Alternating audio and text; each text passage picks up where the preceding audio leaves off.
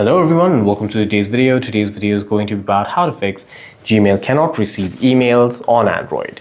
The first thing that you can do is check if it is a network issue. For that, switch between your Wi-Fi and mobile data and toggle airplane mode on and off on your device. The second thing that you can do is head over to your profile icon and make sure that you have enough storage space on the Google storage.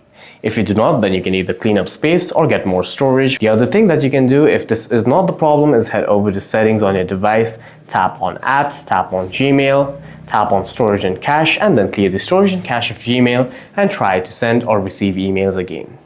The other thing that you can do is head over to your Google app on your phone, tap on your profile icon, tap on manage your Google account, tap on your Google account, tap on manage accounts on this device, scroll down to find your Google account and then hit remove account, restart your phone and then log back into your Gmail account and try again.